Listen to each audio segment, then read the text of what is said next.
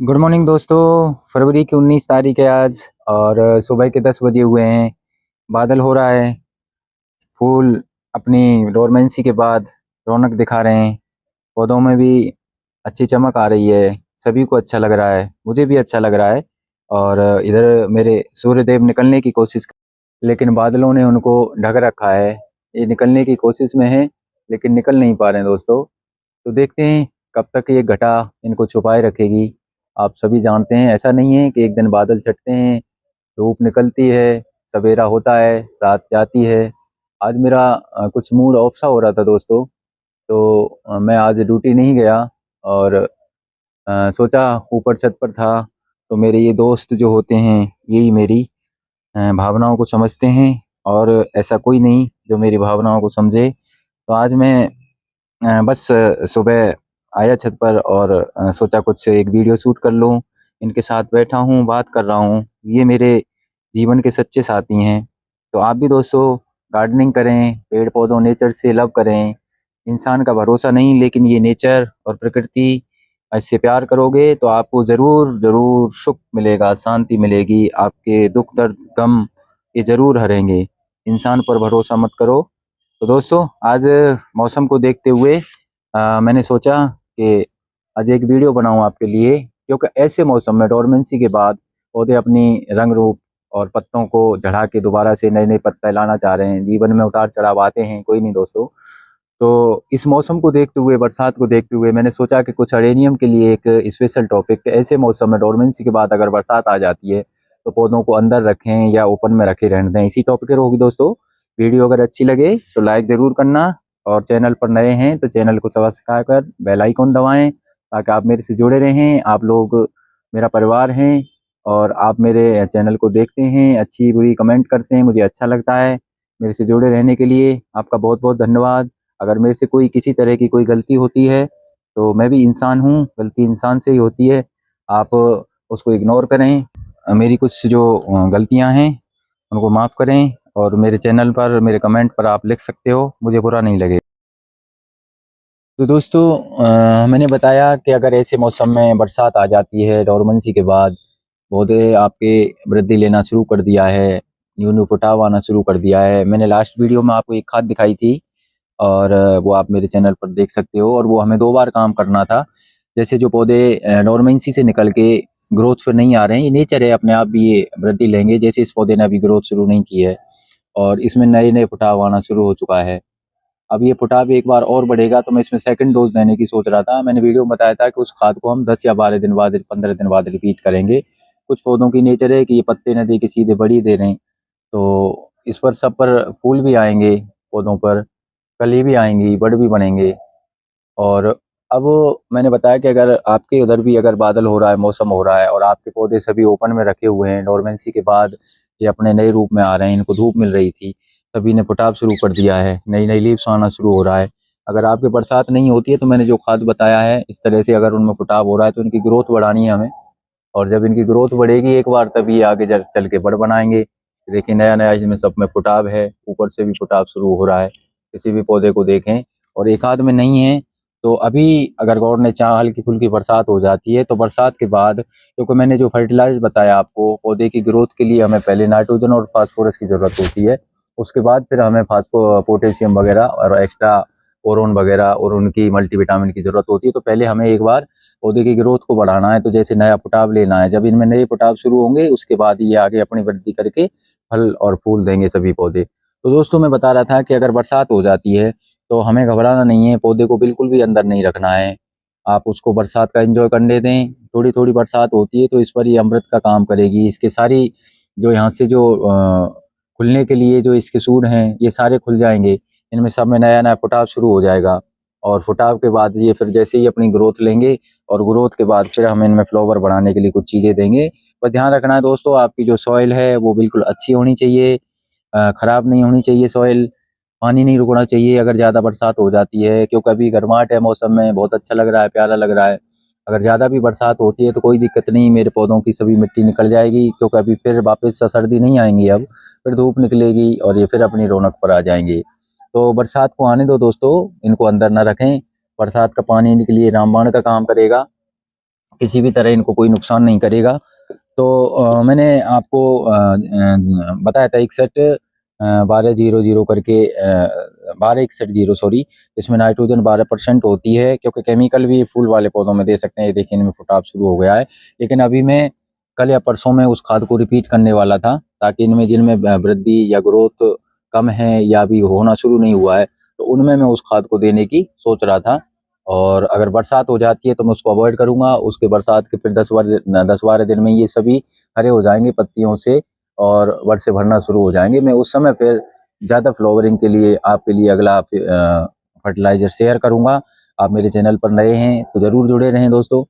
और अभी बरसात होती है तो मैं इस सेकंड जो मेरी डोज होगी, इनमें एक बार ग्रोथ के लिए पौधों में कोई सा भी पौधा देखें दोस्तों, सभी में ग्रोथ है। मैं आपको दिखा देता हूँ, क्योंकि आपको लगता होगा कि मैं एक पौधे को, दो पौधे को लेके बैठ जाता हूँ। आप ये देखें दोस्तों, ये क्योंकि मेरे पौधे चारों तरफ इधर उधर हैं, और मैं जो टॉपिक होता है उसको एक जगह बैठ के ही उस तरह से रिलेटेड पेड़ लेके बताने की कोशिश करता हूँ। तो ये सब में इनमें ये ब्लैक पत्ती वाला है और इसका फूल भी ब्लैक होता है, बहुत ही प्यारा पौधा है।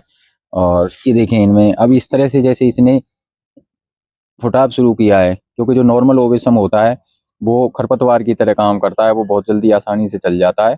और जो ग्राफ्टेड पोर्शन होता है वो थोड़ा सा नाजुक होता है। वही रोज वाली बात है कि उसके अंदर नीचे से फालतू जो वेसल सूट वगैरह वैसे निकलती हैं उनको हम हटा देते हैं। तो ऐसे इसमें भी ध्यान रखें आप, इस तरह से इसमें जो फुटाव हो रहा है इसको हटा दें आप, क्योंकि ये पौधा अपनी ताकत इस पे लगा देगा। और ऊपर जो हमारा ग्राफ्टेड पोर्शन है, ये मेरा स्वाजिकम का पौधा है। ये शायद वाइट सफ़ेद फूल का है, ये गुच्छों में फूल देगा। तो इस तरह के जो सूढ़ हैं इनको आप धीरे से नाखून से या किसी ब्लेड की मदद से इस तरह से इनको हटाते रहें, ताकि तभी ये ऊपर ग्रोथ लेगा पौधा। तो ऐसे ये सभी में ग्रोथ शुरू हो चुकी है, और बरसात आएगी तो फिर मुझे नाइट्रोजन देने की ज़रूरत नहीं पड़ेगी इसमें।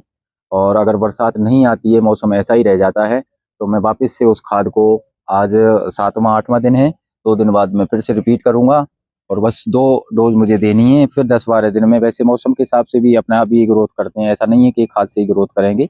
मिट्टी आपकी अच्छी है तो ये अपने आप भी ग्रोथ करते हैं, लेकिन कहीं हमें तसल्ली भी नहीं होती, खाद देने के लिए हम लालायित रहते हैं, तो हमें वो खाद 12-15 दिन में रिपीट करना था। तो अभी बरसात नहीं हुई तो मैं इसको 1-2 दिन में उस खाद को फिर रिपीट करूँगा। खाद क्या है आपको पता है, मैंने बता दिया।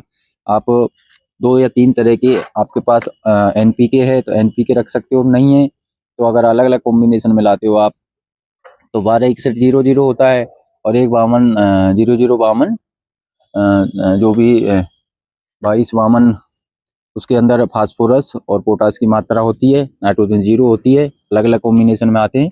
और शुरू में जो देना है जिसमें नाइट्रोजन और फास्फोरस होती है, जो मैंने दिया था, और सभी में ग्रोथ शुरू हो चुकी है, तो वही खाद मुझे रिपीट करना है। मैं एक बार पुनः बता देता हूँ, अगर आपकी बरसात नहीं है, पौधों ने हल्की ग्रोथ लेना शुरू किया है, ग्रोथ बढ़ नहीं रही है, तो आप हल्का सा उसके ऊपर कम मात्रा में स्प्रे करें 126100 का, और सीबेड और ह्यूमिक एसिड भी उसके अंदर मिला दें।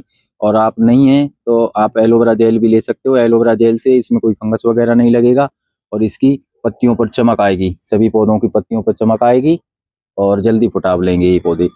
और ठीक है दोस्तों, मैं बता रहा था कि बरसात आ रही है तो आने दें, और ये जल्दी ही अपनी ग्रोथ लेंगे, और ग्रोथ के बाद फिर आगे हम इनको फर्टिलाइजर फूलों के लिए देंगे। तो ये इस तरह से मैंने कुछ आपको अपडेट के साथ मेरा अडेनियम के कुछ प्लांट दिखाए।